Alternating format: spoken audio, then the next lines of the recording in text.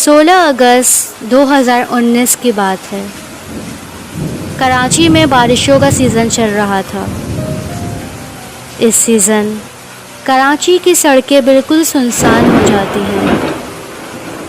एक दिन इसी तरह मूसलाधार बारिश हो रही थी और मेरे अंकल, जो कि एक ऑटो ड्राइवर हैं, वो जल्द से जल्द अपने घर पहुंचना चाहते थे क्योंकि बारिश रुकने का नाम ही नहीं ले रही थी और वो अपने घर से भी काफ़ी दूर थे।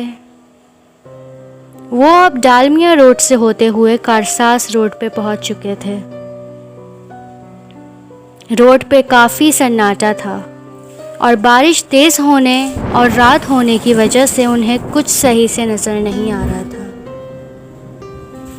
पर उन्हें लग रहा था कि उनके ऑटो के आगे थोड़ी दूर कोई खड़ा हुआ है जो हाथ हिला रहा है। जब उन्होंने उसके पास जाकर ऑटो रोका तो वो एक औरत थी। उसने वही एड्रेस बताया जहां मेरे अंकल का घर था। उन्हें बहुत हैरत हुई, पर यह सोच के कि शायद वो उन्हीं के एरिया में रहती हों, अंकल ने उन्हें ऑटो में बैठने के लिए कहा। उस औरत ने एक चादर से अपना फेस कवर किया हुआ था और सिर्फ उसकी आंखें दिख रही थीं। बारिश में खड़े रहने की वजह से वो औरत पूरी तरह भीग चुकी थी। मेरे अंकल को लगा कि उन्होंने इस औरत को ऑटो में बिठा के बहुत बड़ी गलती कर दी है, क्योंकि वो कोई क्रिमिनल भी हो सकती थी, पर अब वो कुछ नहीं कर सकते थे। वो ऑटो चलाने पे ध्यान देने लगे क्योंकि इस सीज़न में अक्सर ऑटो स्लिप भी हो जाते हैं। थोड़ी देर बाद उन्होंने रिक्शा उस औरत के बताए हुए एड्रेस पे रोका। इस एड्रेस से थोड़ा ही आगे मेरे अंकल का घर था। जैसे ही मेरे अंकल ने पीछे सीट पे मुड़ के देखा तो वो हैरान रह गए। वो औरत वहां नहीं थी।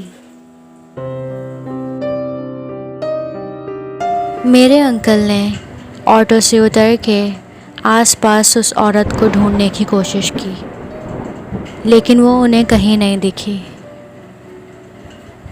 मेरे अंकल को सबसे ज़्यादा इस बात पे हैरत हो रही थी कि वो औरत चलते हुए ऑटो से कैसे उतर गई। खैर, मेरे अंकल अपने घर चले गए। नेक्स्ट मॉर्निंग रोज़ की तरह वो ऑटो स्टार्ट करने से पहले अपना ऑटो साफ़ करने लगे। ऑटो साफ़ करते करते उनकी पीछे सीट पर नज़र पड़ी तो वो दंग रह गए।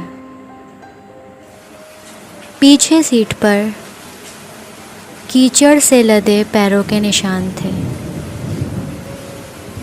और मेरे अंकल के ऑटो में लास्ट टाइम वो औरत ही बैठी थी।